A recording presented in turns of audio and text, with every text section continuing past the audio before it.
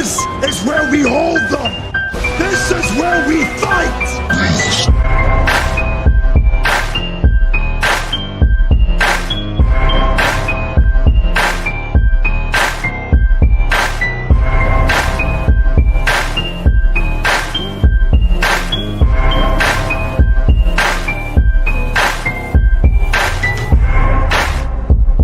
You are now listening to Sweep the Rack podcast featuring Brooklyn Rob and Big Mike.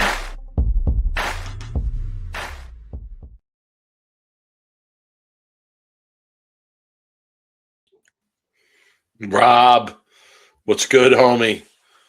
Mike, how's the weekend going, man? What do you got going on? I love this, Nico. What up? I love this. Got this. Nico in the chat, Yellow Magic. What's up, And man? I want to say, I use people might wonder why the word homie to open the podcast. I mean, it happened naturally in the first episode, and I just ran with it from there. But I guess it's a shout to my dad. He's the one who introduced me to that word. He used to use that word for me. So yeah, I love it. Spread it, Nico. No doubt. What's good? What's good, everybody? What's good? Everybody's checking in. No doubt. Nico mentions Bet Rivers has odds. I know, Nico. We saw. We're going to be taking a look at that. We're going to talk about that. Yeah, throw them up. Go ahead, throw them up, Nico. Help us out. We appreciate that, bro. What's good, Rob? Yeah, same old, you know, busy but good. I can't complain, you know. How are things with you? Yeah, saw the doctor Thursday, went over my MRI, and this is why you should never take an MRI result and before you see a doctor and put it into AI and think that the AI is going to give you close to the results. Because obviously the radiologist that did the MRI missed some things that the doctor caught on the MRI. I guess that's the reason why you pay all the money to go see a back doctor. And I have bulging discs in my L2, L3, and L4.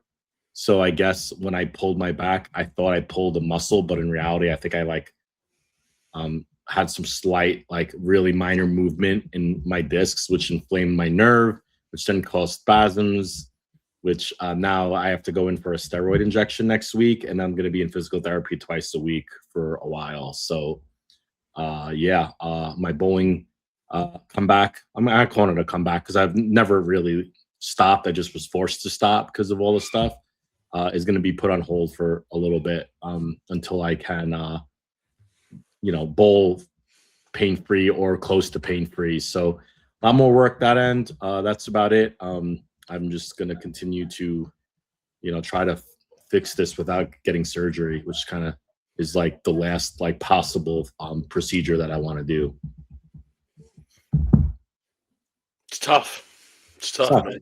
Back issues are tough. Yeah. You know, we all wish you the best, obviously. Thanks. I mean, not to be selfish, but we're just glad that your back feels good enough that you can do the podcast. Yeah, I'm fine. I went to the gym yesterday to just try to stretch and lift, and it didn't feel like 100%, and I kind of felt like I might be rushing it by being in here a little bit. So I decided to do the workout, go home. I was sore, but yeah, I'm gonna probably take it easy this week, get the injection, and hopefully I could. But yeah, I mean, day-to-day functions, I feel okay. I mean, I have to I'm wearing a back brace, and it's something that just holds it. And I'm able to go to work and do laundry and cook and stuff. I'm able to live. It's just doing anything physical right now is not on the agenda. No doubt. Yep. No doubt. Again, hope that what your plan is works out, and you can get that rectified. Yeah, I was trying to bowl the tat this summer. As one of my plans was, and also to bowl maybe the Agedong in October when he's in Vegas. So those were the two tournaments that I had lined up, or at least, and I could still do that. 2 or 3 weeks from now, I could come back on here and be like, yo, I feel great. I'm going to start bowling a little bit, slowly get into it. But yeah, right now at this moment, I'm not even thinking about it. So yeah, give it time. Yeah. It's just sometimes you get impatient because you're sitting home, and you're just like, man, I can't do a whole lot. Yeah, people that don't know you behind the scenes, Rob is a very, I would say, very active person, physically active person. So yeah, I know it's particularly tough for you to be laid up in that manner. Yeah, a lot of PS5. If anybody looks me up, Handsome Rob 1. If anybody wants to play Overwatch, that's my game, man. I'm a Hanzo expert. You all know. You don't. If you know, you know. What exactly? Oh, I was going to say, what exactly is Overwatch? Give us the quick description. First person shooter. You just Okay. 5-on-5. The game's been around forever. I started by getting the Arc Raiders. If anybody knows, that's what I'm doing now, Mike. I'm on a couch. I'm like, what am I going to do in my time? It's video games. So I suggest FIFA. FIFA's a fun game. Yeah, so I just sit around and play video games at this point. So request me, but Arc Raiders might be my next one. I hear I see all the TikTok streamers on that stuff, man. It's wild, dude. This game is pretty intense. You get killed by like a 10-year-old who talks shit. It's just like something that I don't feel like doing, but it looks fun. So anyway, I wish I had time to go deep down those roads. I just do not possess the time. Yeah, what are you gonna do? Unfortunately, if I do have time, I end up sitting in a recliner in my family room with the TV on, falling asleep, not even paying attention to what it is that I'm watching. So yeah. Anyway, okay. So the PBA game, I haven't. I seen some videos of it. It looks okay, but I don't know, man. Yellow Magic's asking about the PBA game. I think it'd be fun if I think it'd be fun if me and Mike played it and we streamed and we bowled each other on live stream. I think that would be actually hilarious content.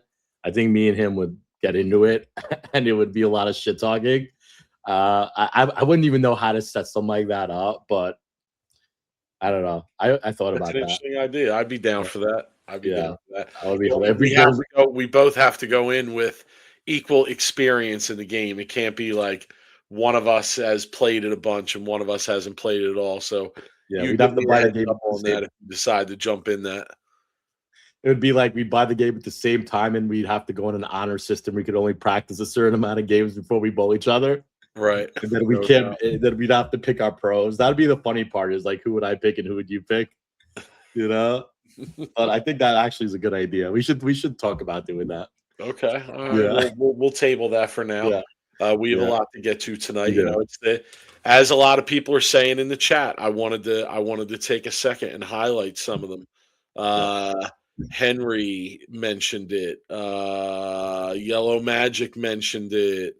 A couple other, maybe one or two other people brought it up. It's PBA time.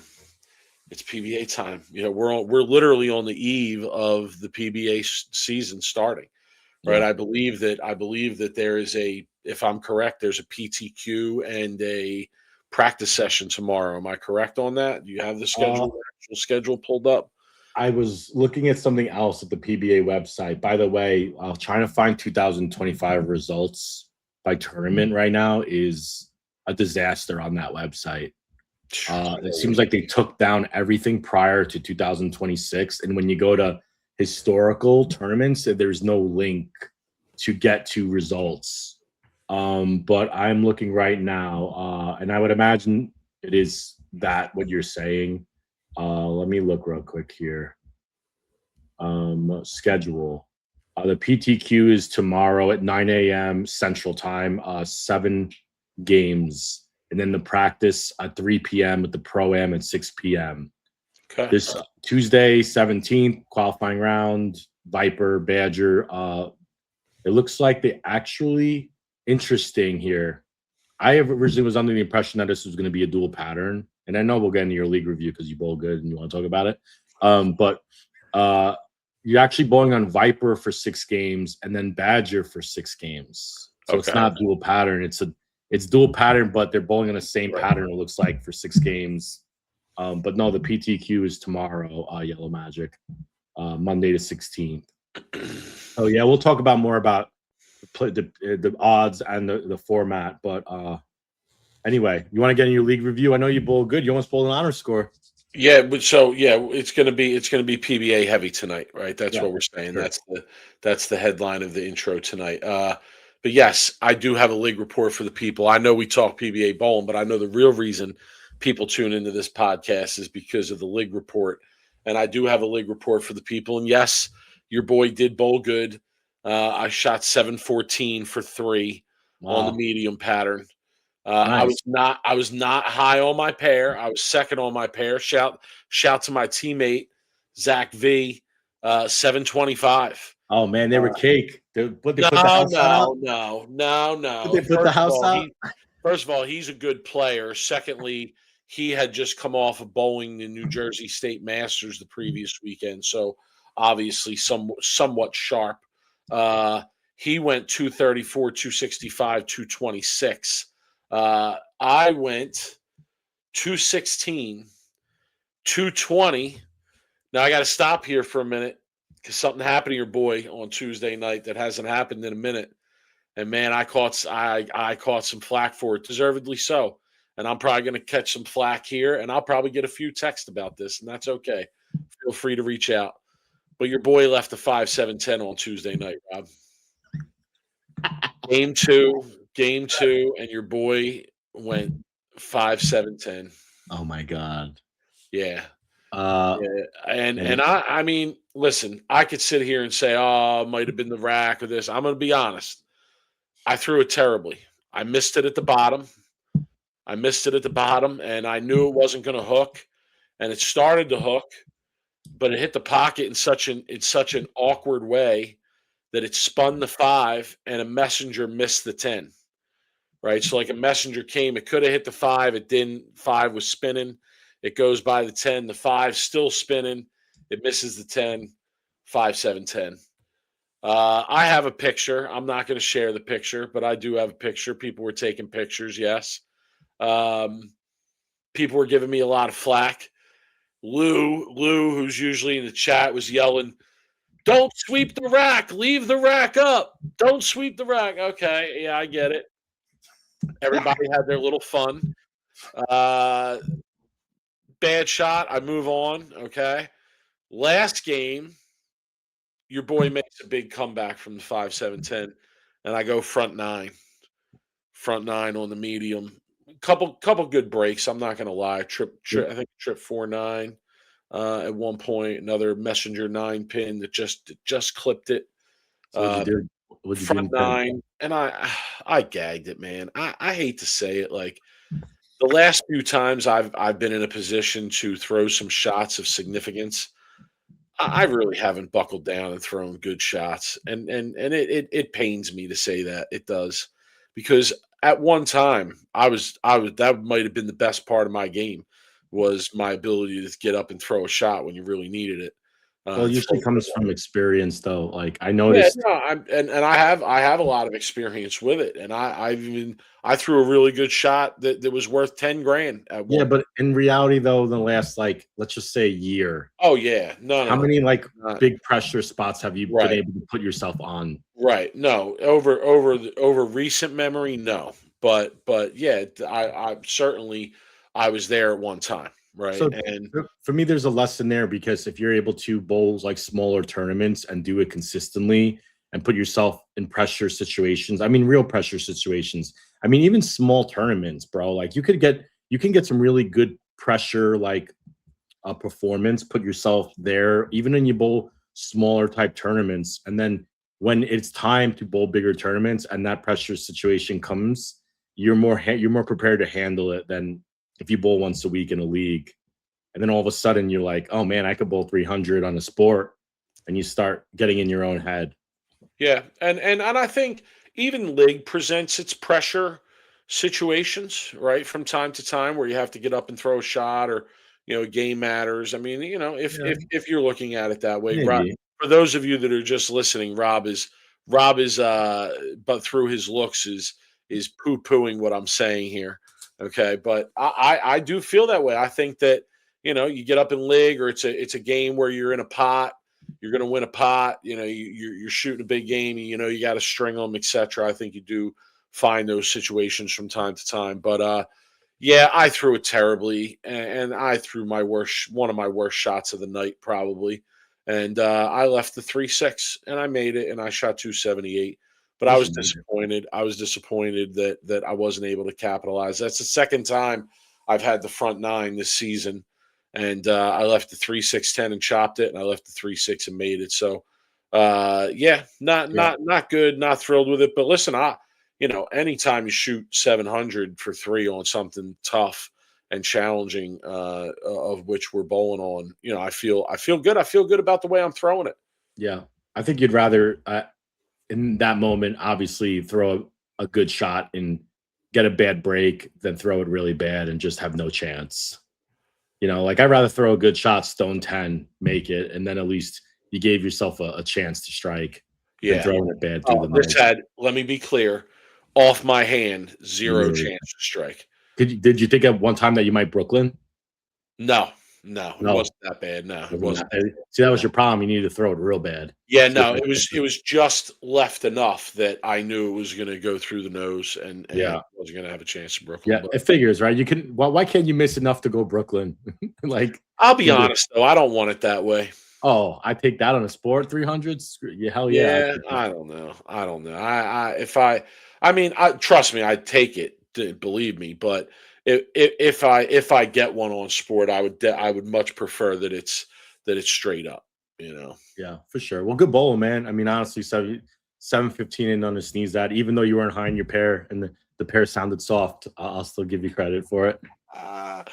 Ah, that's for you.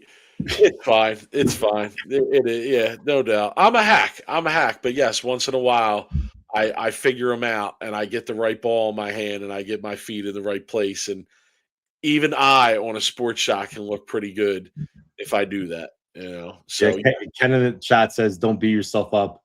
He dumped one and left the bucket for 296 against my. I guess he's thinking my boy Robert Smith.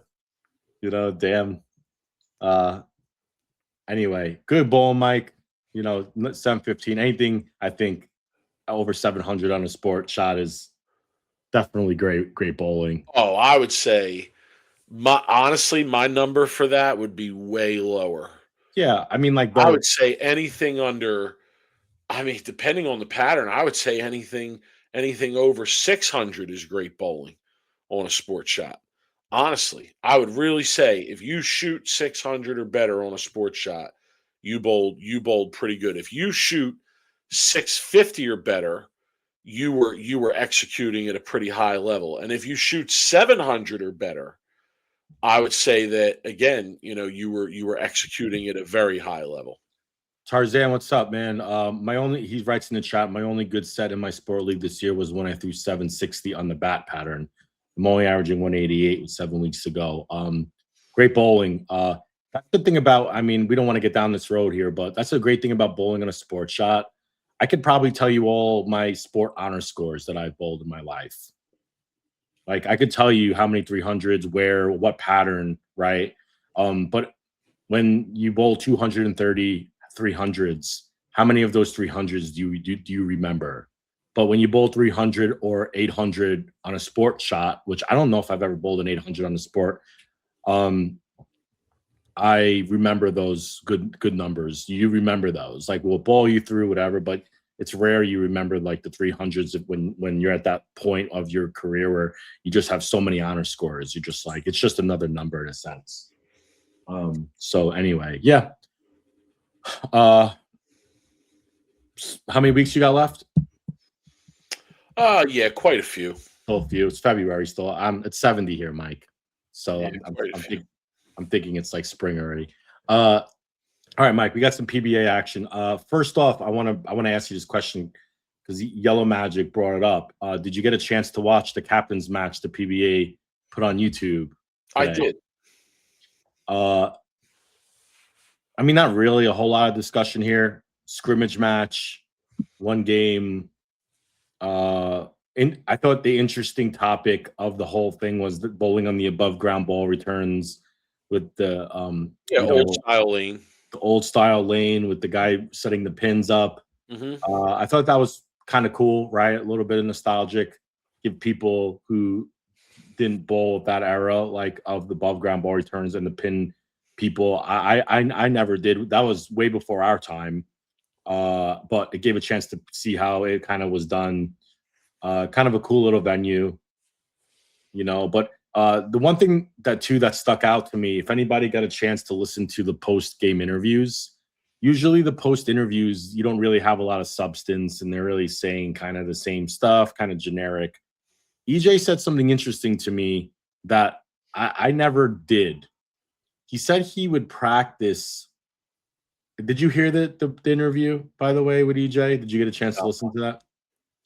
He said when he was younger, he would practice with the lights out in the bowling center, and only the lights on the pin deck were on. And he would bowl and he would make adjustments based on how his ball was going through the pins. He wouldn't be able to see the arrows. He wouldn't be able to see anything on the lane other than the ball going through the pins. And then he'd be able to make adjustments based on what he saw the ball doing younger as a kid. I thought that was pretty interesting. I never did anything like that. I think it's a really valuable lesson of how advanced and on different kind of levels these guys are by making adjustments by the way the ball goes through the pins. I think that a lot of people like recreation or I should say more league bowlers, people who are just kind of bowl on a regular week, that is a level that a lot of bowlers are not at. And I think it's interesting if you want to improve your average and your scores, that watch the ball go through the pins, and it tells you a whole story of really what is happening with the way your reaction is and where you're playing the part of the lane. I used to bowl with the lights out once in a while because we used to do what was called lock-ins in Philly. Some of the bowling centers would have what was called a lock-in, where you would show up to the bowling alley at 11 o'clock at night, and they would lock the doors and you would be there all night. And it was over at 6 a.m. That's cool. And yeah, you would get picked up. And most of it was like cosmic bowling with the lights out or whatever. And so I can somewhat relate to that. It was interesting seeing that match. I'll say this, if it's any indication, EJ Tackett's ready for the season to start, because man went 11 for 12, okay, with one split in the middle of the game. Pocket 7-10. Yeah, and listen, it's almost like it doesn't matter. You put them in an old lane, new lane, this oil, that oil, parking lot, whatever. Dude can throw the rock. Okay, I mean that's the bottom line. So he was only minus 100 on that. He was only minus 100 that match, by the way, and on Bet Rivers.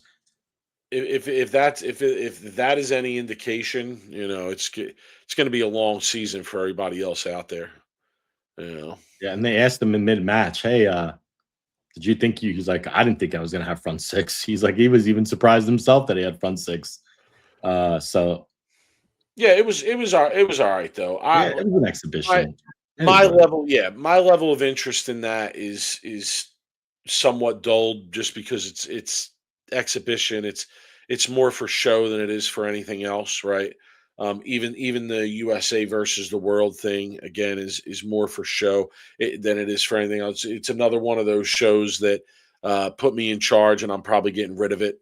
I would much prefer to see them use the airtime for something different there. But I don't mind, because I would rather them, if they're going to put more content on their YouTube channel, it gives everybody a chance to watch it. Yeah. I mean, I don't mind them doing that, just because it wasn't like they were using airtime for TV. But I know what you're saying. You mean the PBA versus the world match. Right. I mean the actual show. Right. Yeah. This is cool. This is a cool way to kick off the week, right, and kick off the season. So yeah. But again, the results. The results say EJ Tackett is ready for the season to start on Tuesday. Yeah, so Patrick D asks, what do you think of EJ picking Ethan Fiore for his team? I mean, I think that the first thing that I thought of, the motive connection, right? You want your brand on TV. So that is going to there's going to be loyalty to your fellow brand people, and I guess rightfully so. If I was getting paid by Motive and they were paying me a big salary, right? It's my company. I'm going to support them. And yeah, he's a young talent, and I don't mind them putting him on the team, right? Like he won a major last year. We talked about him last week, so I have zero issues with them giving more younger people more TV time. It's an exhibition. It's not a big deal. I have zero again. I have zero issue with him making that choice. I agree with almost every word you said, and I don't have too much to add to that. But yeah, it was a cool little exhibition. Nice way to start off the season. Yeah. So let's move forward. Yes. Yes. We want to get into some. We want to. We got to go on record around here at Sweep the Rack. Yes. Yes. This is what we do. We got to go on record. We have to say what we think is going to happen in this season. We have to put some predictions out there for the people. Okay. So one thing I'm going to start with is a big shout to Bet Rivers. And we always say they're not a sponsor here. We're not affiliated with them in any way, shape, or form. We do not benefit in any way from people using Bet Rivers. But I do want to give a big shout to Bet Rivers because they are running odds for the PBA again this year. And it's awesome. It's awesome. It's awesome to be able to see that, to bet on that. I feel like, Rob, I'm not even going to say I think I'm going to speak for both of us on this. I feel like we have gotten a little bit smarter with the betting over the last couple of years, where one of the lessons that we have taken away from that has been that the long shot and long-term bets are probably something to stay away from. Right. If you're gonna invest in betting in the PBA, we feel, and again, if you disagree with me, you let me know. But we feel like you're probably better off trying to pay attention during the week to an event, and then pick your spots on the show. Right. You would agree, yes? I would. I think that the only bets you can make on the futures is probably like the big three in a sense, right? Like EJ, Belmo, Simo, maybe Kyle you could throw in there as the fourth. I think you're going to hit more that, but obviously you want to hit the other odds other than EJ because EJ is going to not giving you the best odds. Right. Well, that's the problem with the quote unquote favorites, right? Is that they make you really pay for the favorites. So you're really tempted to bet players with longer odds, but obviously the longer odds aren't gonna pay off as frequently. That's why they're longer odds. So, in terms of a way to approach things, I think you and I will definitely be heavier on the shows this year than we are on anything season long or these future bets or even some of the matchup bets that they have throughout the week. I think again, I feel confident that paying attention during the week and going into the show with a good idea of what they're going to look like and how they're going to be gives you an opportunity to do something betting wise there. There's so many opportunities on the show that you can almost lay off for the better part during the week unless there's something you really, really like. Maybe if we're talking match play format, I feel a little bit differently about that. But generally speaking, that's the way we like to look at things around here. So we're going to discuss a lot of things, but I don't want people to get the wrong impression and think that, these are all things that me and you are personally going to be betting in real life. Right. No, I think we've won most of our money betting on the actual live shows, match to match, just because you get a read of what's going on. I do though, think I might bet more on over unders this year than actual matches. I think that looking at previous numbers of total pins Matt bowled on TV pairs, I feel like the under is hitting more than the over. So I don't know. There's some advantages here I think we could take advantage of. The only problem with this year with betting is a lot of the bowling centers they're bowling at this year is first time they're bowling in these centers. So I'm not going to have any really history to look at. But I think there's also some patterns that Mike. Now I'm throwing this at the chat here because we were looking at the Players Championship for this year, right? That starts this week, and one of the patterns they're bowling on is Badger. And I'm throwing this to the chat, and I want anybody to see if they could correct me. I don't think they've bowled on Badger from 2022 up until this present date. If they did bowl on Badger and Badger is 50 feet, throw it in the chat, the tournament, and what year, and I would love to pull that up. But this is the first time in how many years? 2022, almost four years that they're bowling on Badger. So we don't know what that's going to look like either. True. Okay, so first I want to bring this comment up from Jim Ward, and he says, "What are the odds on Sean Rash or Bill O'Neill to win a title this year?" So, Jim, they don't present. Bent Rivers doesn't have unlimited bets, right? They only offer odds on certain things, and that is not one of them. I would like to see them offer that. Would you agree, Rob? That's a futures bet that I would actually probably delve into a little bit, right? Because you can probably find some odds you really like there for guys that will have a shot or two at a title. But they don't offer that. Okay, but we are going to discuss some possibilities in the things that they do offer, Jim. So stick around. I want to bring up Robert Hamilton's comment. He says, "Do you think the odds will be the same between Bet Rivers and the other betting platform the PBA is using?" So, Robert, the other platform that the PBA is promoting, Legends, I think it's Legends Social Casino.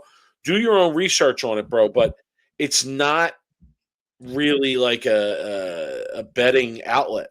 It's more prize based, I would say, from what I read about it. Like you buy tokens, and from there you kind of can amass more tokens. There's like real money tokens and play money tokens, and if you buy real money tokens, you can amass them for prizes like gift cards and things. I'll be honest with you, Robert Hamilton. I don't think anybody that I envision is going to be that into the quote unquote gambling option that the PBA is aligned with. And it's disappointing to me that that's who they're aligned with, as opposed to a Bet Rivers or a DraftKings or a FanDuel or a Caesars Sportsbook or any of the above, right? I've talked about it numerous times on this podcast. That's the direction I would be going in. I would be trying to get the whole PBA tour umbrella sponsored by a big sports book, right? And put their name on it. They put their name on so many things, right? And then bring the gambling into it. But I'm not going to get into that conversation now. Okay. Robert, what's up, man? I was asking if Badger was the year Bill won. Bill won 2 titles in the last couple of years. He won a PBA Players Championship in 24, and that was bowled on Wayne Webb.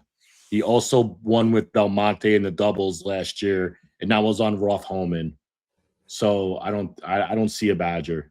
But Robert Hamilton, I do remember Bill whacking that pattern a few times. Might have been at like when they were bowling at Fire Lake, I want to say. I remember him having probably years before 2022 then. Yeah, it was probably prior to that. Okay. I mean, I've bowled on Badger before. I've actually bowled 300 on Badger. And Badger, you really have to keep the angles in front of you. Like there is really no room, at least for me, to really miss right. You had to really put it in. Now, the pros with their rev rate and the two-handed and the way, I mean, this pattern could really end up being high scoring because if they could open up Badger, they're going to have a lot of push in the middle of the lane. I don't have that rev rate. So, yeah, it'll be interesting to see for sure. Don says you're definitely right, Mike. What am I right about, Don? I love you, Don, if you think I'm right, but what am I right about? Yeah, that's old school JVT guy, Don, man. What's up, Don? You gotta be more clear about what I'm right about. Much love, though. All right, so Rob, let's get into some betting options, right? Let's talk a Sure. little bit about some Sure. futures here. Let's start with PBA Player of the Year, right? We just talked about how they make you pay for the favorites. Are you ready for this? I'm ready. EJ Tackett, okay? EJ Tackett minus 335. For player of the year. Minus 335. I understand. I get it, but man, like that's a big price to pay if you want to take the outstanding favorite. I'll say that. Okay, I'm going to give you the rundown here, Rob. Yeah, I'm interested because I'm looking at my app right now and I don't see anything for player of the year odds on my Bet Rivers. Okay, all right. Yeah, Yeah, so, I have it on mine. yeah, so throw it out there because I don't Okay. see it. So you got EJ Tackett minus 335. You got Belmo plus 250. Simonson plus 400. Andrew Anderson plus 650. Graham Fa plus 900. Vi plus 1100. Foy plus 1100. Svensson plus 1300. Troop plus 1500. Fiore plus 1700. Bill at plus 2000. Dom, Jacob Buttriff at plus 2000. Prather and Ryan Barnes at plus 2500. Okay. So that's the rundown. I mean, now again, I'm not a fan of these longer season long futures bets, but there's some odds I don't mind there. There's some odds I don't mind there. Like if you want to throw 10 or 20 on it, like the ones that stuck out to me would be Kyle Troop at plus 1500. Kyle Troop Right? would be That looks pretty good. And Ethan Fiore at plus 170. What was Doesn't Timo's seem odds? bad. Simonson at plus 400. Doesn't seem bad. You're getting 4 to 1. I think you got to up your bet on that one. Maybe if you got a little bit of a bigger bankroll and you want to throw a couple hundred down. That's a bet I like. What's Andrew Anderson? Andrew Anderson is plus 650. Plus 650. Yeah. So okay. And Belmore, you said was plus 250. Yeah, I would stay away. If I was betting, I would stay away from Belmo or Tackett. And I would those are the darts you want to throw at those players that we were talking about. Like I think Troop, Simo, Andrew, and maybe you can make a small bet on some veterans, a guy like Bill who could come and make a run. I know he almost did it a couple years ago. I think he's got a chance to. I mean, but it is EJ right now, dude. There's a reason why you feel like, yeah. I mean, heavy favorite, right? Yeah. What was Jesper again? Jesper plus 1300. 1300. What was Foy? Foy player of the year?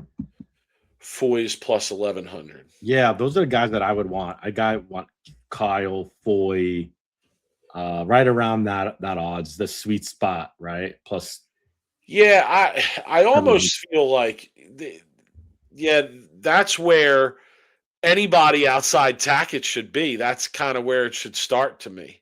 Yeah. Right. Is that and no disrespect to Belmo, maybe he would be a little bit lower than this, but like that plus 1,000, to me, plus 1,000 should be the basement. Like, as I said with Simonson, I really like that. I really like him. He's definitely somebody I look at as wouldn't be surprised at all if he ends up in that spot at the end of the year. But if 4 to 1, am I really making anything if I'm throwing $20 on that? Again, I think you have to be investing more to really make that bet count, right? And as you get up there, obviously, like I don't think plus 400 is enough for that amount. Then I go to somebody like Graham Fa, and with the left and the inconsistency of it, it just plus 900. Like no way, like less than 10 to 1 on a Graham Fa. Like I feel like you deserve a way bigger payout if you pick Graham Fa to be to win Player of the Year, and he does it. Emerald writes, could do a big bet on EJ and cover the difference with the higher odds. To me, that's a golden rule that I don't do. I won't hedge on someone who's minus 250. Like you're hedging a sense, right? By betting on EJ to cover the high. but he's minus 250. Like the hedge on EJ at minus 250, it doesn't make sense. Now, if he was plus 100, plus 200, then it makes sense to hedge, in my opinion. And I would stay away from any lefty. I know some people in the chat are talking about Jesper. I would stay away from any lefty on tour for Player of the Year until the PBA shows that they're going to put a consistent good shot out for the lefties. My money isn't going to go on a lefty. My money is going to have to go on a two-hander that has a high rev rate, that's got a good spare percentage. That is, to me, the money has got to go on a guy like Kyle Troop, Ethan Fiore, or Anthony Simonson. Those are the three players that I would pick and I would put my money on, and I would stay away from a lot of everybody else. Okay. Let's go to quickly. Let's just quickly talk about this. I don't want to spend too much time on it because we don't pander to the patch pirates around here. Okay. Battle of the Brands. PBA Elite League, Battle of the Brands. Oh, if you could all see Rob's face right now. Who cares? Sarcastically shaking his head and rolling his eyes. Why, Rob? Why that reaction? Verbalize for the people, please. Because it's just it's nonsense. It's just for show, like you talked about with the world against USA.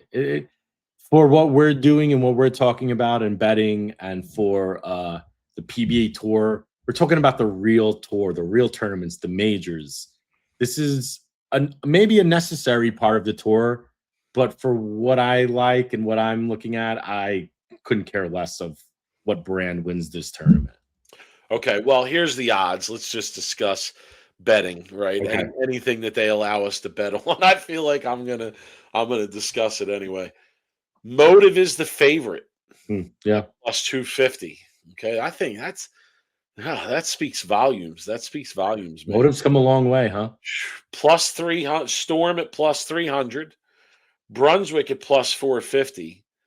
900 Global at plus 500.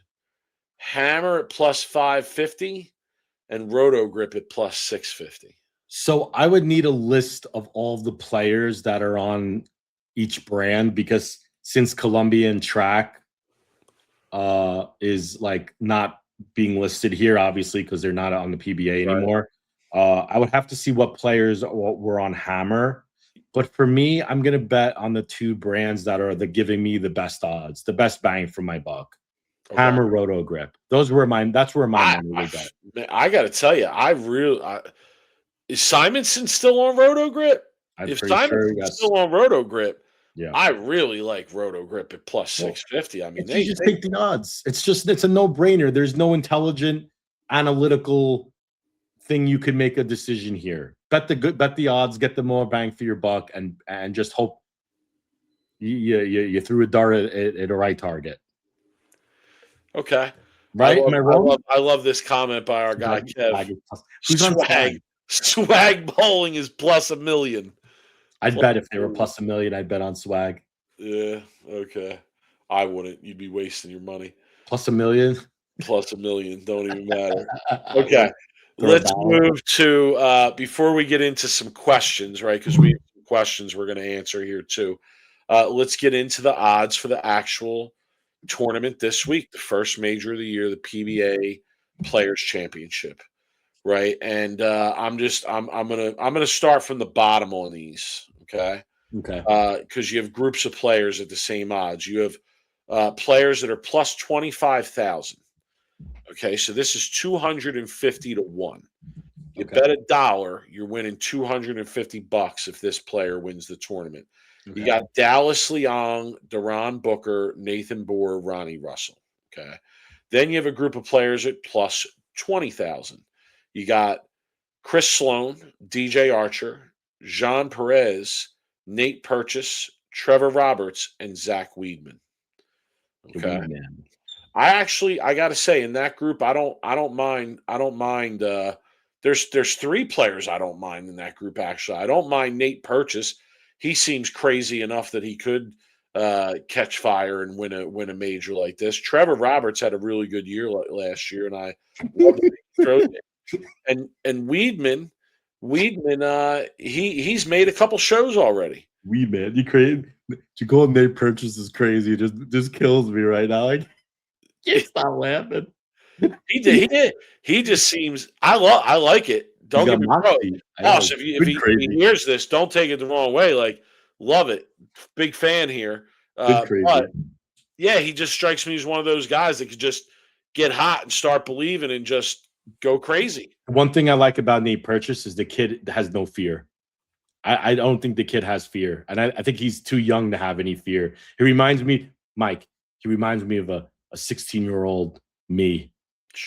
Would pull anybody at any minute and he had no fear. And then the real world hits. And then Do you all know that Rob was in bowling this month?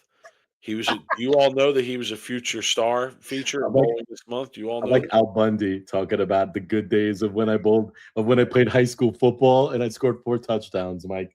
That's where I'm at. Here we go. Okay. We got some players at plus 15,000. Again, this is for the PBA Players Championship, the tournament this week. Plus 15,000. Thomas Larson, Michael Davidson, Gary Haynes, Andrew Hall, Brandon Runk. You got some players at plus 10,000. Timmy Tan Churn, Sean Maldonado, Hayden Stipich, Bailey Maverick, AJ Chapman. You got some players at plus 8,000. Nate Stubler, Chris Barnes, Matt Sanders, Alec Keplinger. You got a group of players actually at plus 6,600 here. Okay, you're talking 66 to 1. You bet $1, you win 66. You got Sean Rash, Richie Teese, Mitch Hoope, Kyle Sherman, Kevin Williams, Anthony Nyer. Okay, then you got plus 5,000, group of that plus 5,000. Nick Pate, Matt Russo, Eric Jones, Cam Crow, Darren Tang, BJ Moore. Plus 4,000. Zach Wilkins, Tom Smallwood, Tommy Jones, Sam Cooley, Matt Ogle, Jason Sterner, Justin Knowles, Boog Kroll. Wait, let me stop there. Go ahead. I think that's some really juicy odds on some players right at that. Like, who you like that I've already went over? I mean, guys like Matt Ogle and Smallwood and like Boog, right? Okay. Like Packy. Kevin McCune, he's won this event before. He's plus 3,300. Yeah, he won it in 2023 when he bowled in Carolier. And that was also a dual pattern. That was also 39 feet and 45 feet. So McCune, like I talked about, could getting up the lane on Badger. And then, like, I think McCune could be a sneaky good pick there, honestly, if you're looking at history. But there is some juicy odds here with some players. I mean, Packy is a great odds there. Ryan Barnes at plus 3,300 is good. I know you haven't got there, but yeah, right around that area, there's some real good picks. Yeah, so going into that plus 3,300, right? You got Santu, Barnes, Packy, Dombrowski, Kevin McCune, AJ Johnson. AJ Johnson at plus 3,300. I don't mind that. Great odds. You got plus 2,500, Keiko, Jake Peters, Tom Doherty, Francois Laveau, plus 2,000, Marshall Kent, Prather, Fiore, Dom Barrett. Yeah, honestly, stop right there. I'd rather pick players at the 3,300 to 3,500 area than pick those guys at plus 2,000. Honestly, like, who am I going to? I like. Who would you rather pick, AJ Johnson at plus 3,300 or Chris Prather at plus 2,000? No, but do you like Ethan Fiore at plus 2,000 or AJ Johnson at plus 3,300? I mean, Ethan Fiore at plus 2,000 is a good. Honestly, I'm telling people this. I might throw some money in my account and put $10 on that. Well, hopefully Bet Rivers isn't watching, because previously they used to watch and then change the odds after our show. It wouldn't surprise me at all if he makes the show and gives you a shot at that bet. That's a sweet spot there, though. Plus 2,000. Bill plus 1,700 is good. Yeah, Kyle Troop 1,500. Butcher 1,500. Jesper and Vi 1,300. 1,100. Foy, yeah, I agree. Got to stay away until you see what they're like. Foy plus 900. Anderson plus 800. Simonson plus 700. Belmo plus 450. Tackett plus 250. I personally would wait until after the PTQ tomorrow and see how the scores look and what players scored and then maybe I'd be more in tune to bet lefties if like the top whatever they took for the PTQs, if like the top 5 were lefty or top 3 were lefty, then I might start throwing all my money on Jesper and Packy and like so I might have to wait and see what the scores look like and then wait till tomorrow night. I think would be at least a more strategic way to bet these odds. Yeah, no doubt. Okay. We're going to answer some questions.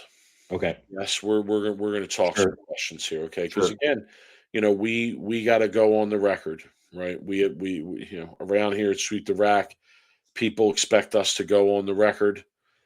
People expect us to have predictions about the PBA tour, and we're going to give the people those predictions. So, Rob, let's start with the biggest award for the year, and obviously not much surprise here what we're going to say, right? Yeah, EJ is going to win again for Player of the Year. Yeah, it'll be obviously record, right? 4 straight years because he's won three Player of the Years, right? I'm not making that up. Would be incredible, I think. But unless he has to be the pick until someone beats him. I agree. I mean, and we talked about it with the betting. That's why he's minus 300 to win. 100. I know to win the biggest award, right? Crazy. It's just it's great. He's been dominant, right? He's been dominant, and until somebody proves that they're gonna dethrone him, you have to give it to him. Okay, so let's ask this question. Let's remove EJ from it. Okay. Let's just say we can't. Give me your Player of the Year pick, removing EJ from the field. If I can't pick EJ, then I'm going to pick Simo. Simo. Yeah, because he's been so close. I know. Like if shows go differently, a couple hits here and there. Like look at the Gary Haynes match last year in the final of the Masters. I mean, that's just a prime example. Prime example. I mean, easily could have went Simo's way and just didn't, right? And I really believe that if there's any player amongst the entire tour who is closest to taking EJ off that throne, I would have to say that it's Simo.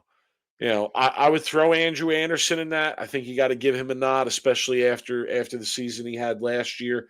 And obviously, you can't count Belmo out ever.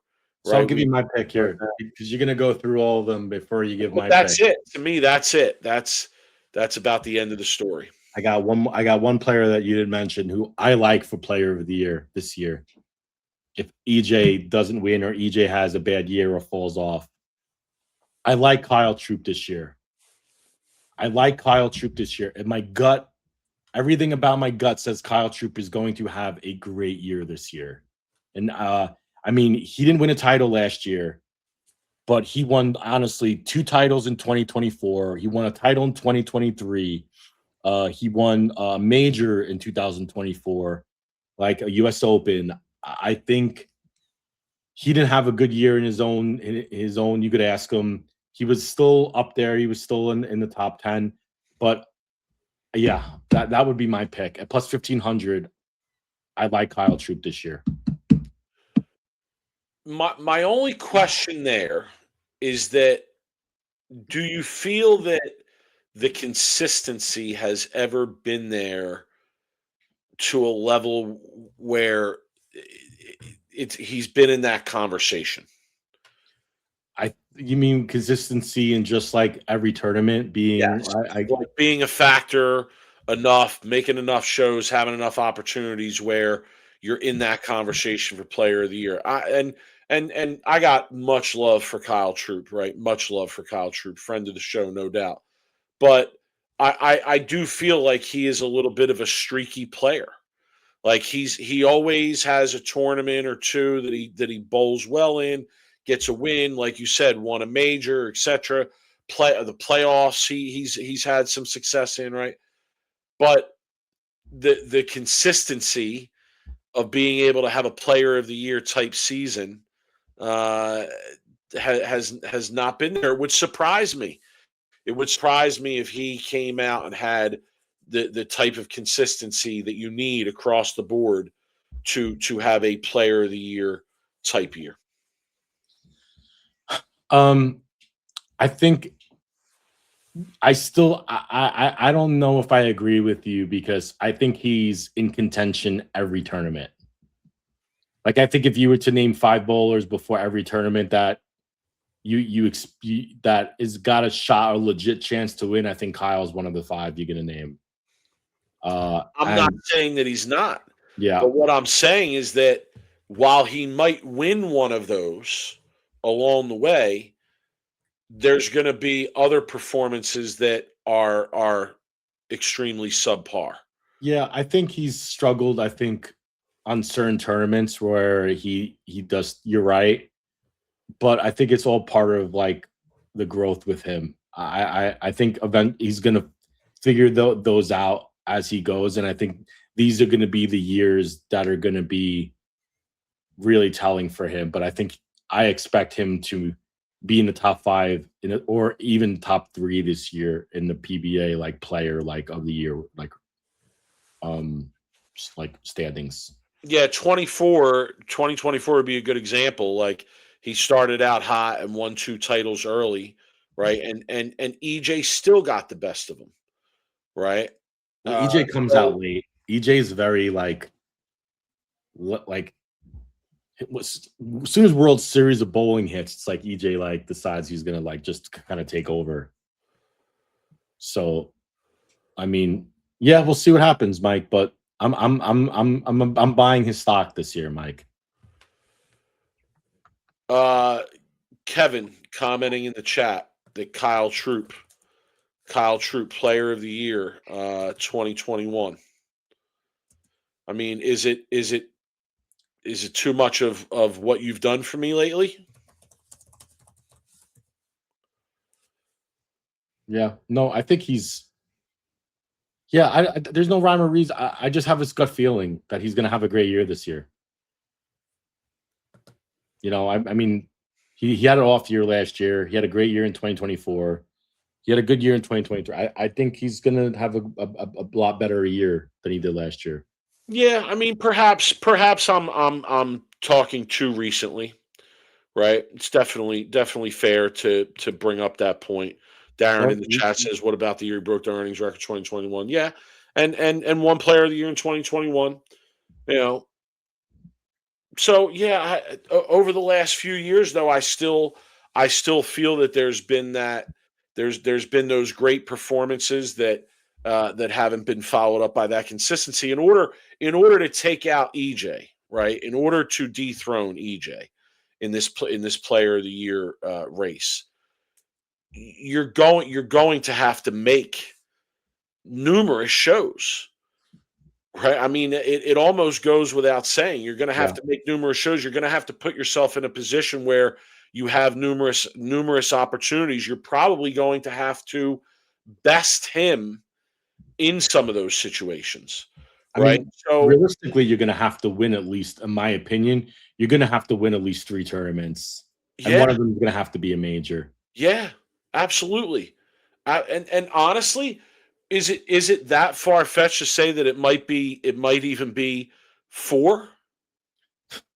Yeah, I mean, crazy to think about, but yeah, I mean, and you're going to have to like. It is crazy. It is.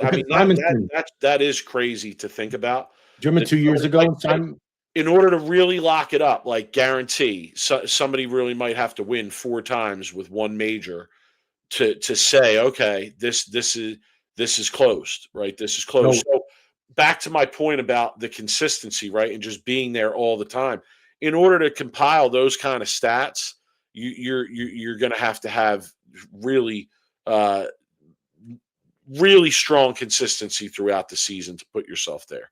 I wish I could pull up Simonson's numbers in 2024, and he still didn't win Player of the Year. I think Right. he didn't finish below a top 10 or remember. It was a crazy stat, a crazy year Simonson had, and he still didn't win. And it's just that's how good you got to be, and that's how on you got to be all year to beat EJ at this point. So, all right, Mike, let's move on because I think Okay.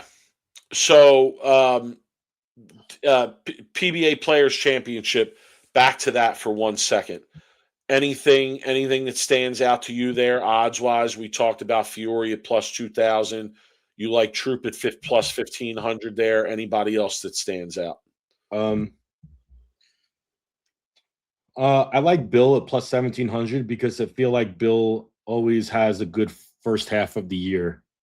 Okay. Like Bill is really strong usually the beginning of the years. I feel like is that fair?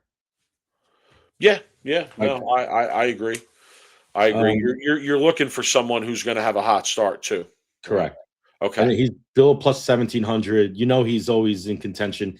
These dual patterns just favors a guy like Bill bowling a 37-foot on a right lane and a 50-foot on the left lane, which they're going to do, by the way, in like the match play rounds.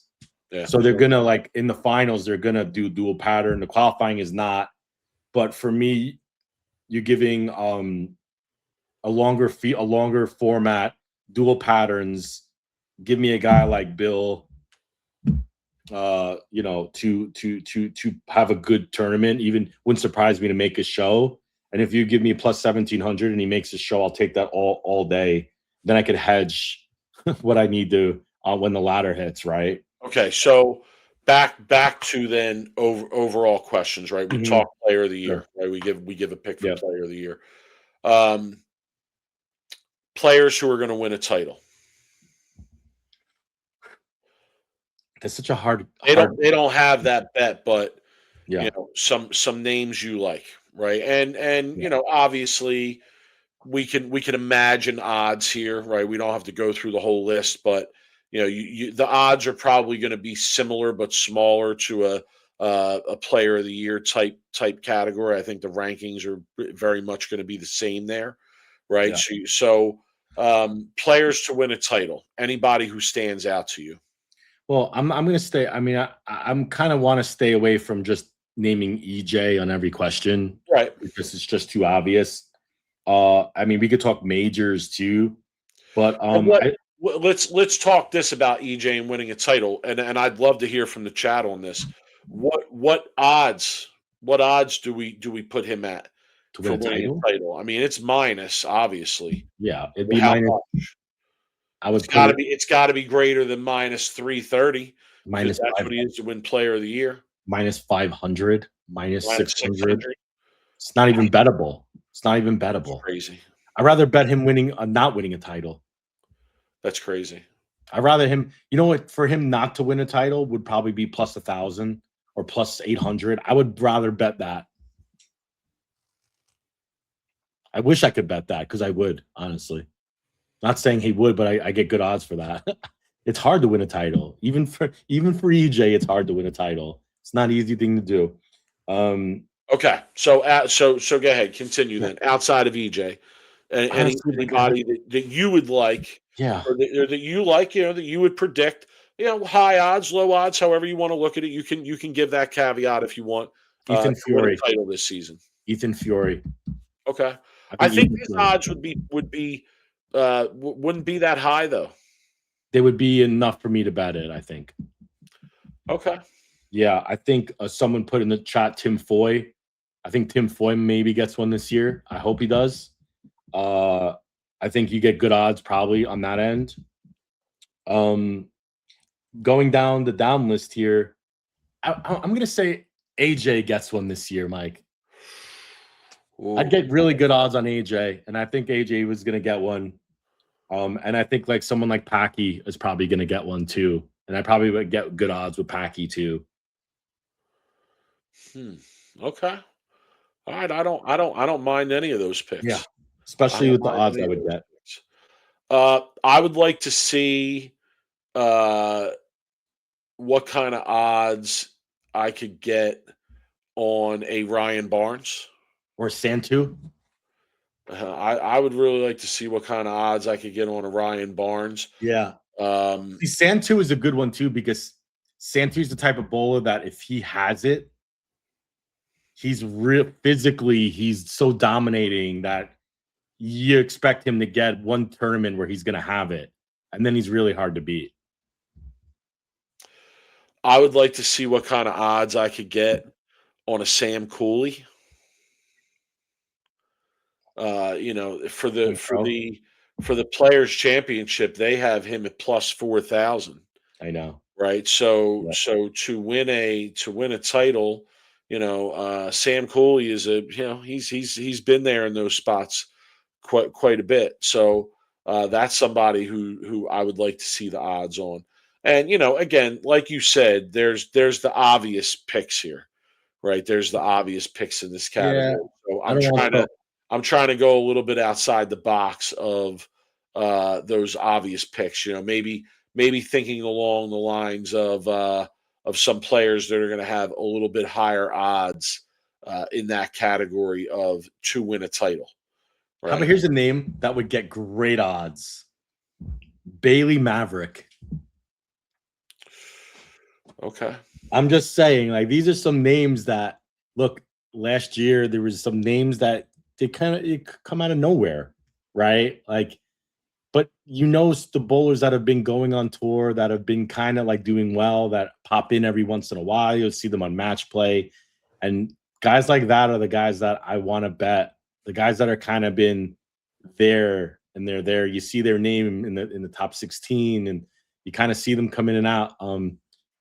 So guys like that are going to give you really good odds, and to win a title, I don't think that's like so crazy, right? No.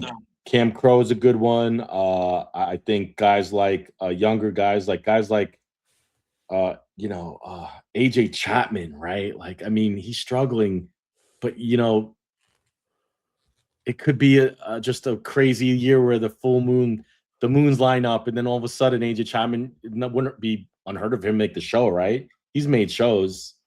But yeah, Matt Russo, right? I mean, but we talk about the lefties, but they're going to get theirs. Henry in the chat just said Dio Bernard, Eric Jones, and they're going to get theirs.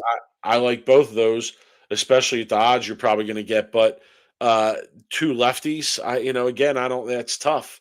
How many lefty bets can you put in and expect that they're going to have a shot, right? Because the opportunities just aren't there too much, So all right, okay. All right, interesting. A lot of names, right? A lot of names out there.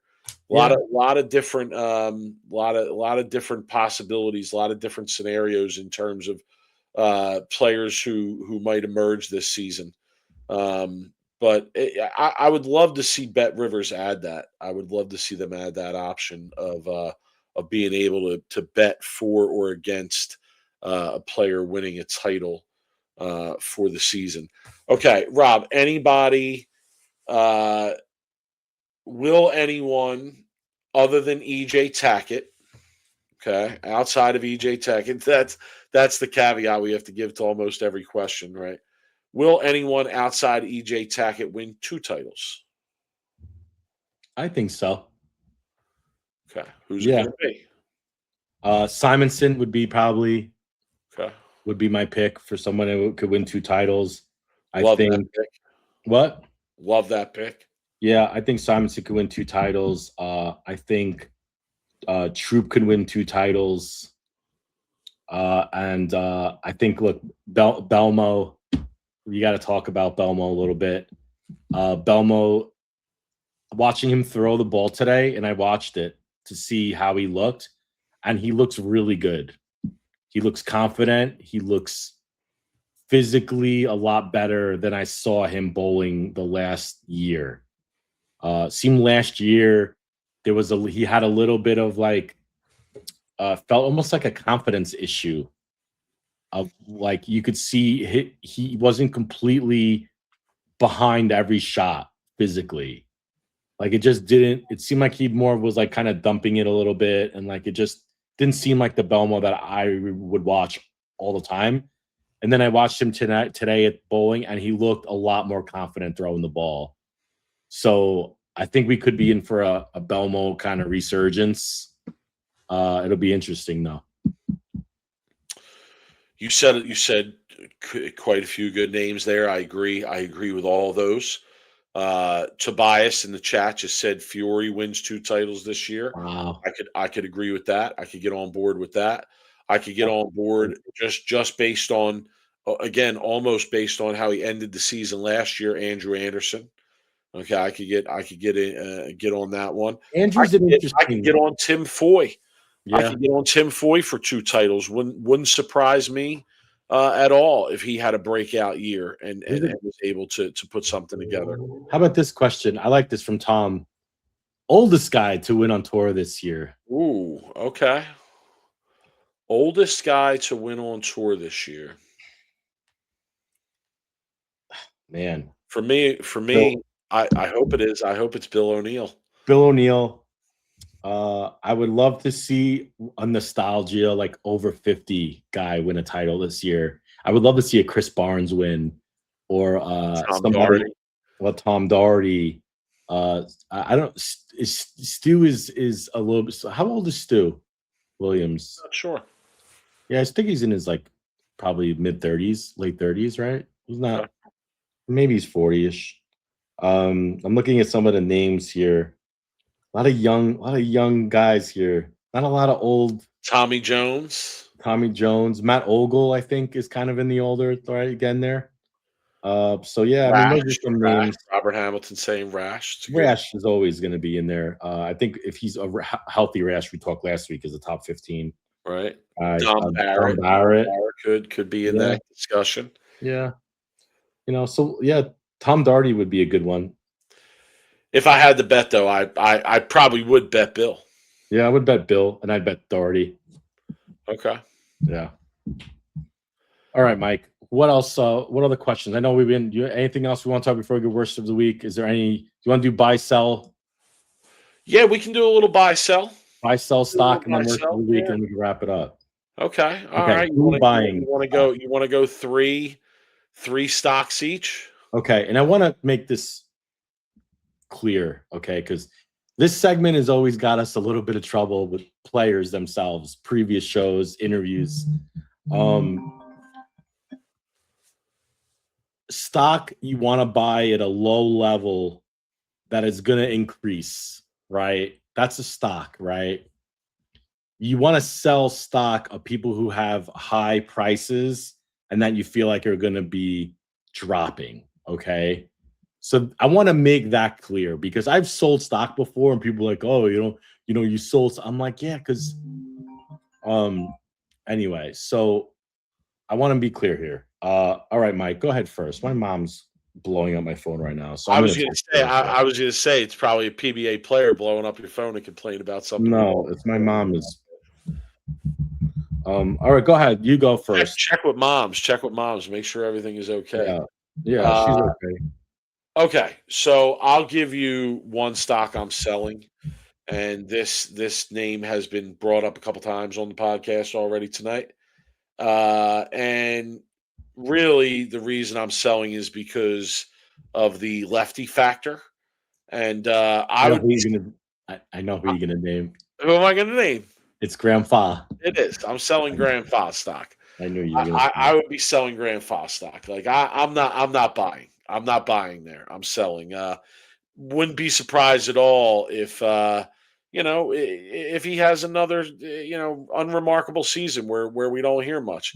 At the same time, wouldn't be surprised if you see him on a few shows or if he's competitive like he was last year. But I would definitely be selling that one. I'm gonna give one I'm buying. Okay, I'll give my first buy. Okay. Right? And then I'll pass it over to you. Okay. My first buy would almost undoubtedly be Ryan Barnes. I think he might be the most valuable stock out there right now in terms of buying lower and getting a return on investment, especially if we're talking after this season. Okay. Right, I could see that happening. Okay. Man, I don't want to. God. The selling is. I'm selling Chris Vi. I'm selling Chris Vi stock. Okay. And I just think that Chris Vi is a great player, but I think it's there's no rhyme or reason, Mike, that I'm selling his stock. It's just when we're talking about all these players and we're talking about predictions, and I kind of feel like you and I really don't really have the fully confidence that he's gonna like have a top 5 year, right? Like I think it's his performances on the shows have been when he makes the shows haven't been the greatest. I think he struggles on TV, and I think that's a lot of the reason why I would probably not buy stock. Who I would buy? I mean, I think we've talked about him a lot the last two, but I think Ethan Fiore is the stock that I would buy. I mean, that's just kind of obvious, but I think nothing but it's a blue chip, right? He's just going to keep getting better and better as he goes. So, yeah.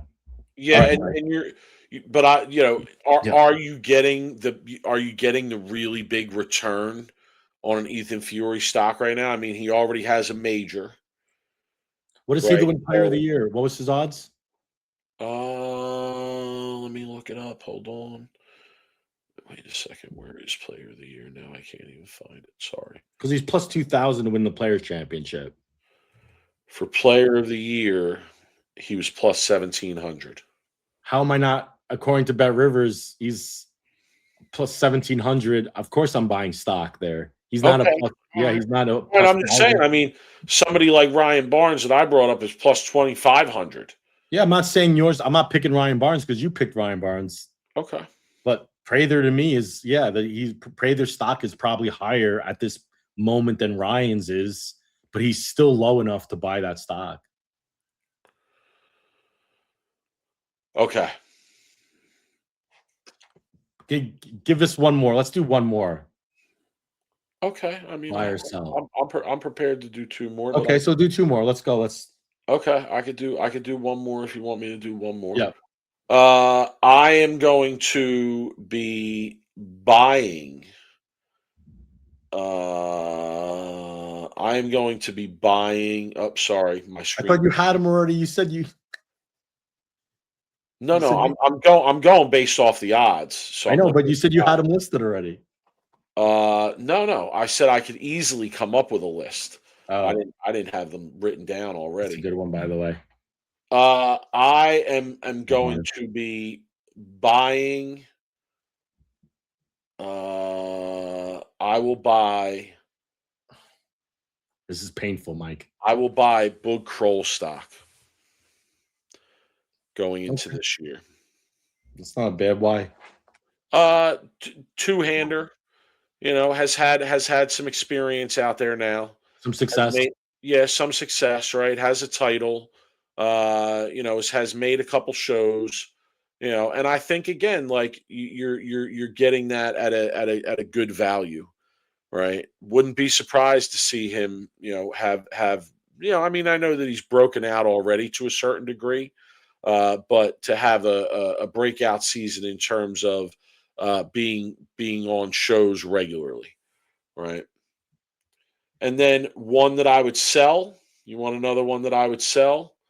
I would have to say, and again, I'm hating on the lefties. I'm hating on the lefties. It's too easy.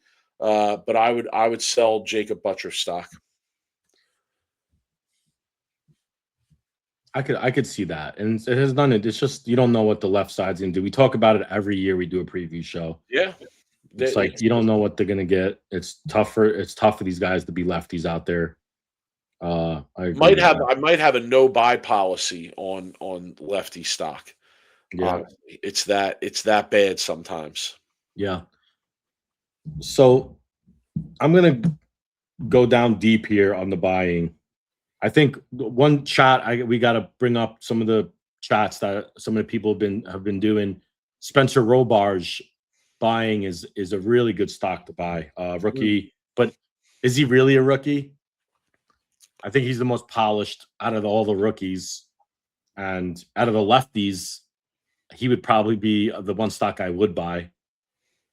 I think for me, like buying a stock is interesting because I'm gonna try to stay with the younger people that I feel like haven't reached a lot of potential yet. That's there.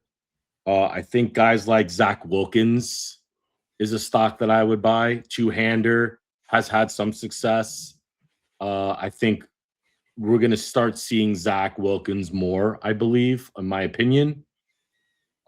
Selling, I think you're kind of on the right path, like when it comes to sell stock, where it's just like, yeah, like, man, I mean, AJ Johnson, you buying or selling? his odds for player of the year were really low. I'm buying AJ Johnson. Yeah, you're buying AJ I'm Johnson. buying AJ Johnson. I am. Okay, all right. Kevin McCune, you buying or selling? Probably selling. Okay. You know, he struggled so bad last year that I have to see something out of him this year.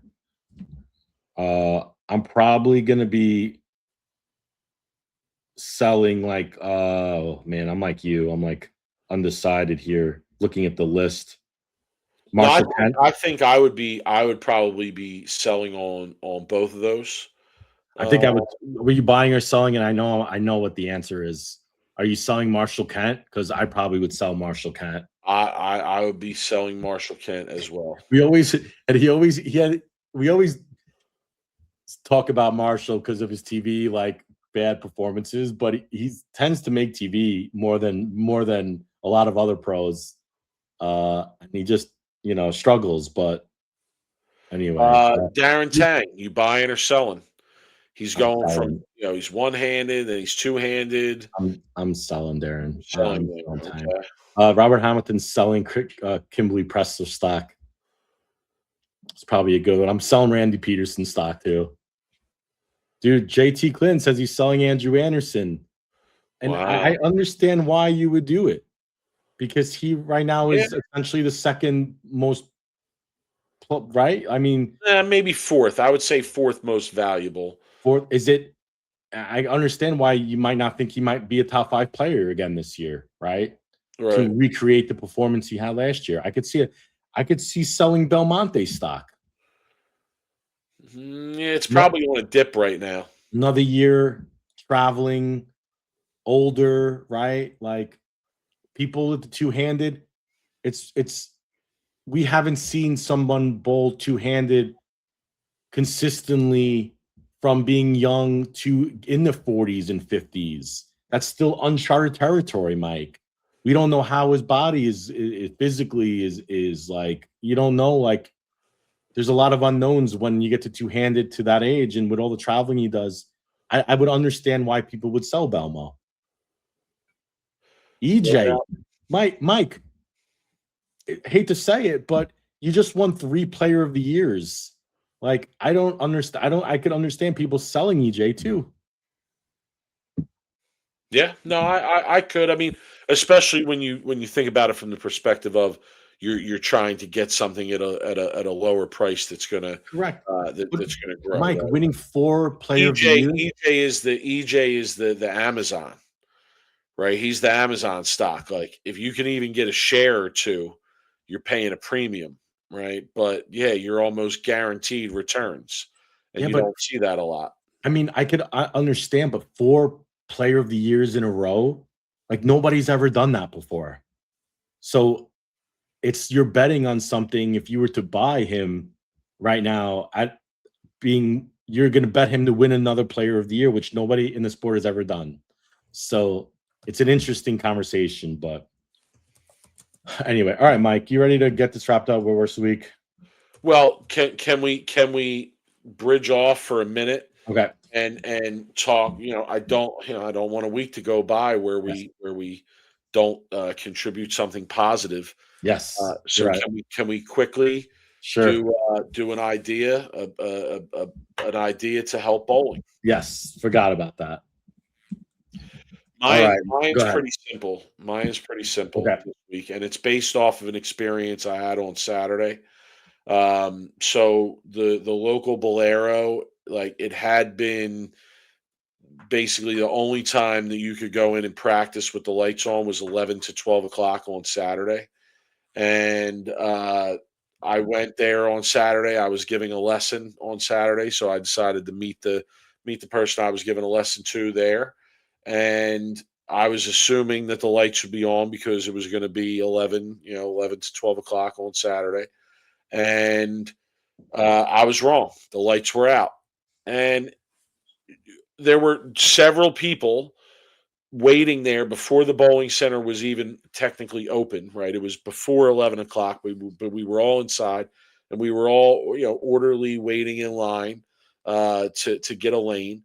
And all of the people that were there to like practice and like seriously bowl. Like they all had bowling balls with them, 3-ball roller bags, etc. So just based off of that, right? Now I'm going to say this: shout to the people that were working at the Bolero that day, because even though they told us that, yeah, it's the policy that when we're open and it's not leagues, the lights are off. When we asked them, hey, can you give us all a lane down at the one end and just turn some of the lights on down there? They were actually willing to do it. And I even told the people that were working at that time, I said, hey, I really appreciate that you guys are willing to turn the lights on. It's, like just from me, I Yep, appreciate it. for sure. So my idea is pretty simple, right? Uh, let's let's get Bolero to provide more opportunities. Just I'm not saying it has to be at their prime times. I'm not saying it has to be Fridays nights or Saturday afternoons or Saturday nights or whatever. But let's try and work out sometimes throughout the Bolero schedule, since they're the dominant bowling center owner at this point, right? Where people can go in and practice with the lights on. That that Agree. that would be extremely helpful. I even had a conversation with a gentleman on Saturday. I think his name was John, and he had been away from bowling for a while, and he just came back. And he said that this obstacle was actually like impeding him from really coming back and bowling, because he has so much trouble like practicing, because this is the closest bowling center to his house. He's like, every time I come here, the lights are off. So yeah, I think that, being the Boleros in that position, it would be nice if they could in some way take another look at their policy in terms of constantly having the light off. It's I feel like we're beating a dead horse at this point, but um like is it even like do people even majority even care if globals or rock and bowl is even out there at this point? Like even for like the recreation bowlers and the birthday parties, like do they even like care if the lights were on or off at this point? Like you know what I mean? Like what if and I know I don't want to get into this, but my question here is, what if all of a sudden Bolero had a policy where they're getting rid of global and they're getting rid of rock and bowl, right? Would that prevent birthday parties and kids having birthday parties to go there? Would that prevent recreation bowlers from going and bowl if all of a sudden global stopped? I think the answer is no. I think kids are going to birthday parties because there's arcades there, there's bowling, right? And when I was a little kid, that's all I really you cared about, the arcades and the bowling. But you have something that's preventing a certain portion of your customer from going and doing it. So for me, global is not really helping recreation bowling, and it's hurting a certain percentage of your customer base. So if they got rid of glow bowling and got rid of that, like would they really see reduced sales where people are like, oh no, global's not on. I'm gonna go somewhere else. I don't think that's the case, Mike. No, I don't either. I don't either. And but I also don't have a problem with them wanting to wanting to kind of promote that setting in their bowling center. I don't have much of a problem with that at all. But You again, get what I'm saying. I think there's a time for it. Yeah, You get what I'm saying, I right? absolutely know what you're saying. But I do. I mean, do I disagree in one instance? I guess I would. Like if it's the Friday night, Saturday night crowd, like they may want more of that setting with the lights off and Correct. the glow Look, bowling on. So no one. that aspect I get, but outside of that, I agree with you. I really don't think that it makes all that much of a difference. I could understand if the policy was global, 9 p.m. to close, even during the week after leagues. I could understand that. For me, global should only be on, and this is just because like I don't feel like people during the week want global on even at night. Friday nights, Saturday nights, and maybe even Sunday nights from 9 p.m. to close. I think global has its place, but I think that shouldn't be on any other time in the bowling in the rest of the week. Just my opinion.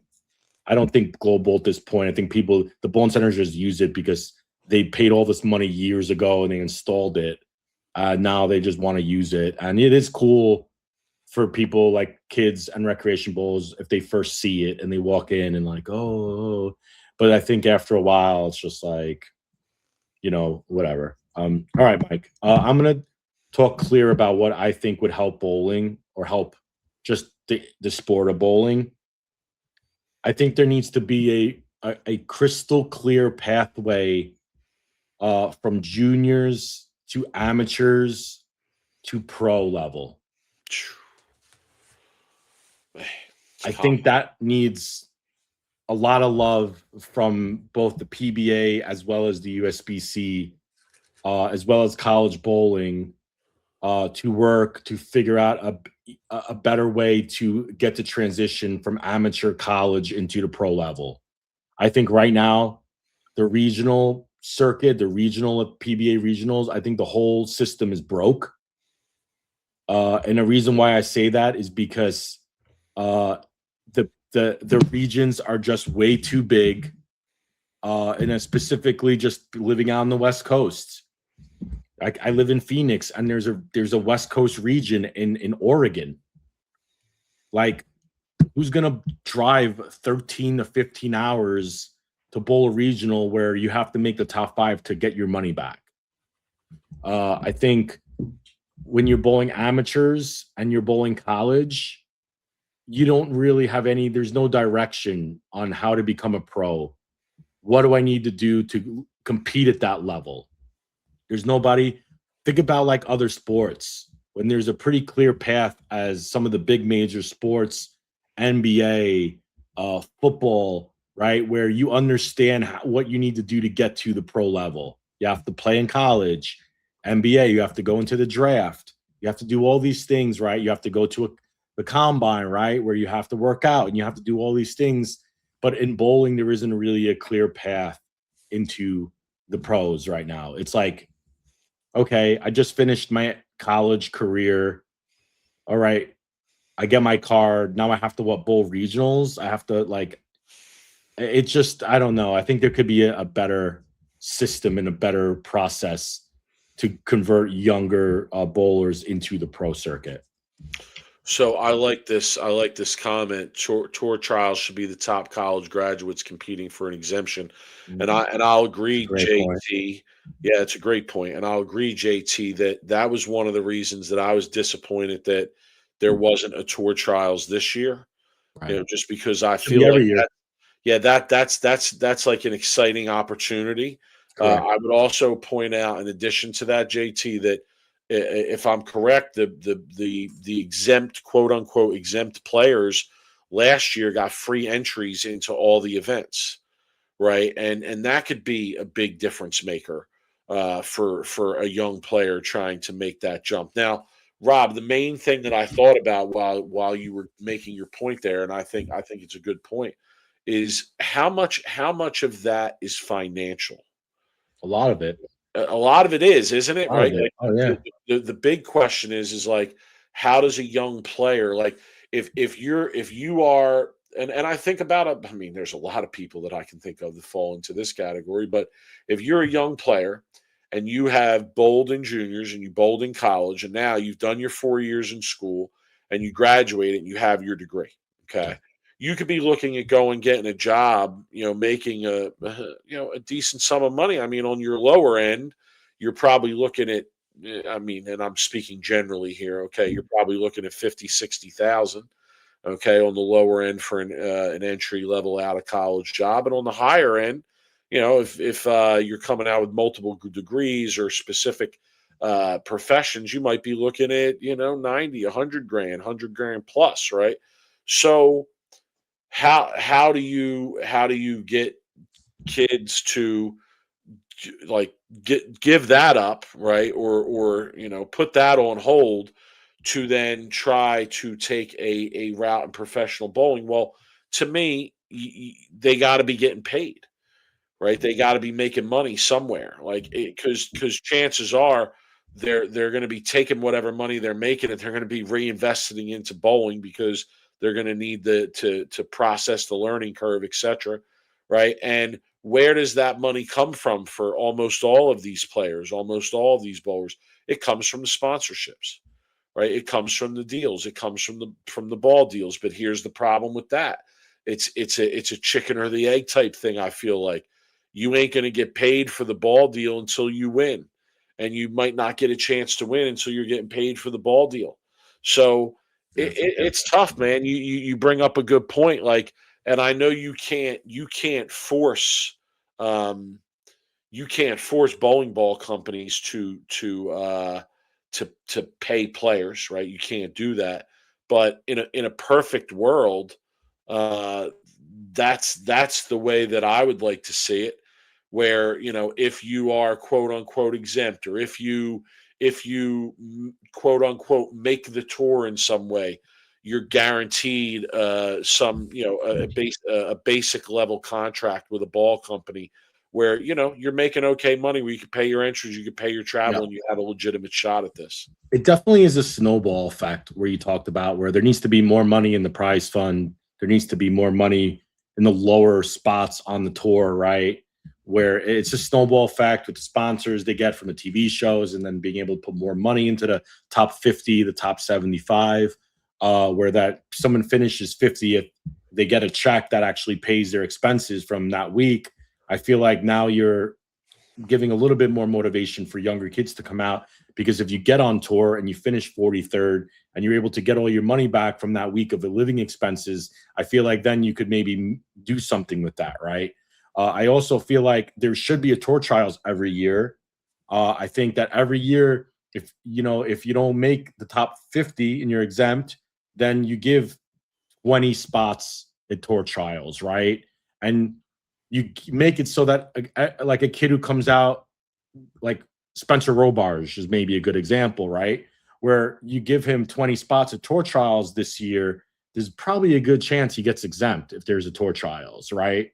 And then if you finished in 53rd in points, then you have to bowl tour trials, right? Like, I feel like there needs to be a lot of that, and this could be a whole nother show we could talk about. But I think it all also comes from the regionals. I'm not a big fan of the regionals and how it runs and how they do things. But there needs to be a clear path. So yeah. So all right, Mike, let's get the worst of the week. Let's do it.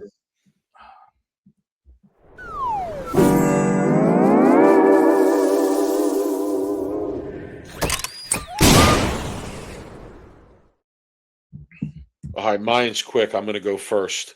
Okay. My worst of the week is Bolero. Ooh. My worst of the week is Bolero because Rob Bolero has wait, hold on. Stu Williams chiming in to say Correction. Spencer Robarge is exempt. That's right, through the college exemption portal. Forgot about that. Sorry.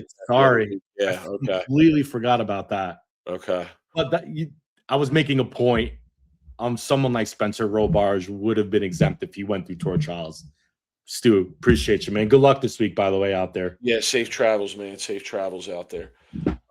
So my worst of the week goes to Bolero because they are they're basically like outlawing the penny. They They're stopped taking outlawing. pennies at Bolero. Yeah, I went. I took a picture of this policy, right?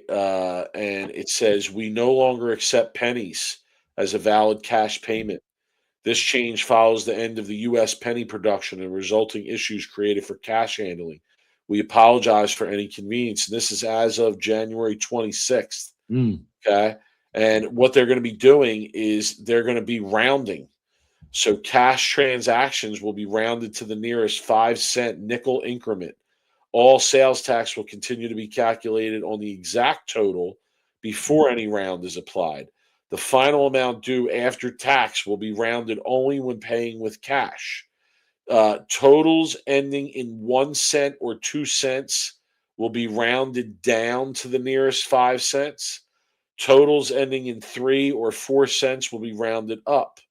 Totals ending in 6 or 7 cents will be rounded down, and totals ending in 8 or 9 cents will be rounded up. Okay, so Mm. Stu's saying Bolero's accept not anything accepting less than 20. The way their prices are, I mean, you're definitely only spending 20s. That's hilarious. but I just find it. I just found that interesting. They're Yeah. getting rid. I'm sure you're going to see this at more places, right? But yeah, they're getting rid of the penny at Bolero. Your pennies are no longer good at Bolero. David, what's up, man? I know your picture. 10 pins, 300 bowling, 73 bowlers enter the PTQ. How many are they taking? Does anybody know by chance? Just curious. 73. God bless those people. I know. Well, a lot of Is I would that a lot of imagine is that a lot of local? Is that a lot of I mean, it is in Texas, right? So Texas is big. there's a lot of players down there, and I'm Yeah. sure you're going to get a lot of local people. But Yeah, it's probably were they taking like 3 spots out of 73 or something crazy. it's one of the things I actually pay attention to throughout the season is who are the guys who are grinding week to week. I know. Much respect to those guys. Right? Much respect to those guys. Yeah, it's Much respect to those guys. a tough living every week to go there and do Who it. says 14 of the 73? It's not terrible. Okay, I've seen it 14 worse. of the 73. I've seen it worse. It's not terrible. It's still hard though. Those players though, those are some good players too. I'd say like just from knowing the PTQ fields, usually half of the 73 are players. And I could even say more than half of those players are really good bowlers. So it's a hard way to make a living on 8 or 7 games of qualifying. All right, Mike. By the way, this worst of the week has given me a really good idea when I found it this afternoon for my next AI video to expect that this week. If anybody didn't see my AI video that I posted about the pharmacy, I thought that was my best work. And I'm surprised it only got like 25 shares. I literally thought that this thing was going to be like bonkers. For some reason, I really love that pharmaceutical.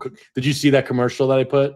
The pharmaceutical commercial? I don't think it popped up on my feed. No. Oh, I'm gonna have to Well, repost. you might be shadow banned, bro. Are we shadow banned? I don't know, but yeah, it was a great one where it caused all kinds of side effects of like drilling re-releases from the 90s because you struck with a ball, like just kind of funny. Anyway, if you haven't watched it, go to our Facebook page. It's really good. Okay, worst of the week. William Zablocki posted an Action Bowlers last week. He writes, I am working on a wrist brace with a spinning feature so you can adjust your revs 200 to 500 range for optimal effect. It is still in developmental stage. It should increase skill levels. I don't know if this is a troll or if this guy's really working on a wrist brace that is going to give you 500 rev rates. I mean, that must be a hell of a wrist brace. Mike, 500, sign me the frick up for that wrist brace. Yo, if I could put something on my wrist right now and automatically get 500 RPM on my ball without having to use 2 hands, man, I would be able to. All kinds of opportunities would open up for me. What's this guy's name? William Zablocki. William, I hope you have some good lawyers, bro, because you're probably going to get hit with mad lawsuits over injuries. Because a lot of people, when the wrist brace goes to make the motion that they need to make to apply those 500 revs to the ball, yeah, they're probably not going to be prepared for that. I hope this thing does get developed. But expect my AI video to come out the next probably. I'm going to work on it tonight so I could post it in the morning tomorrow. Anyway, Mike. Yeah, that's first of the week. Okay.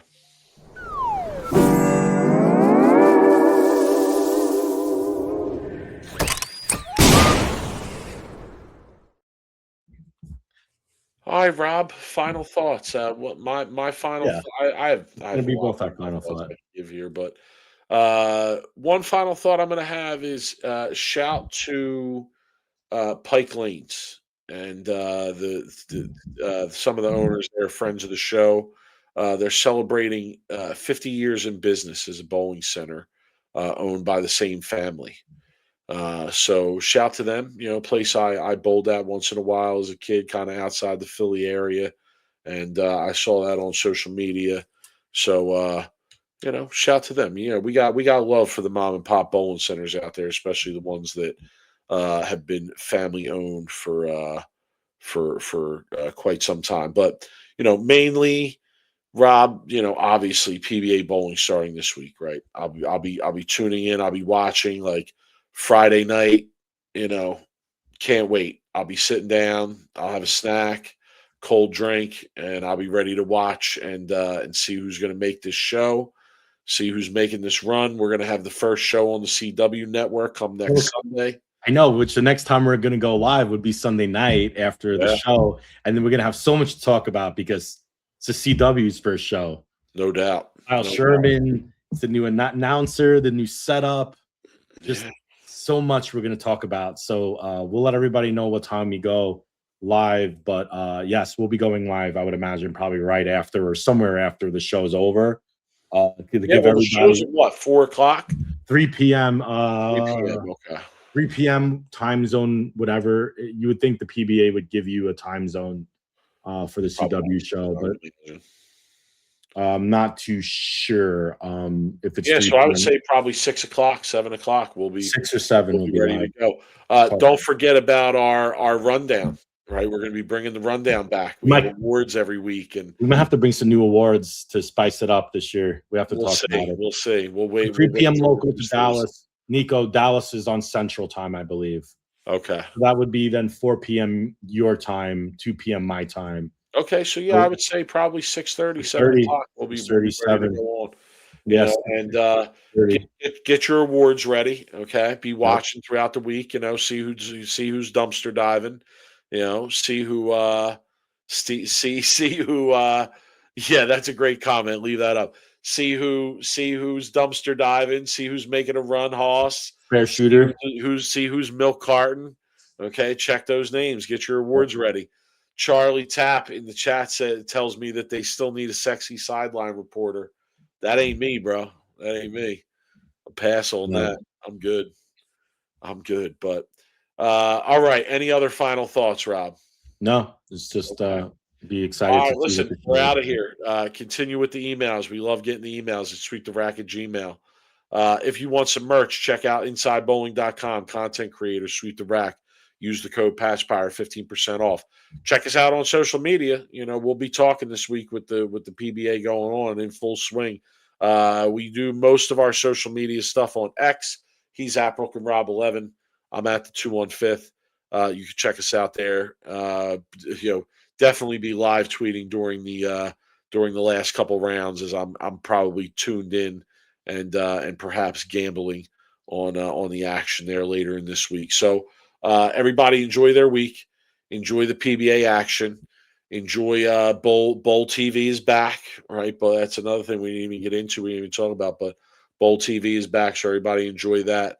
And can't wait to see where this PBA season goes, man. It's another season, always exciting. Lots to talk about. So we'll be covering it for you here at Sweep the Rack. You guys keep tuning in, and we'll keep doing our thing. Rob, take it easy. Have a good week, and we'll be in touch with the people next Sunday. Later, guys. Later.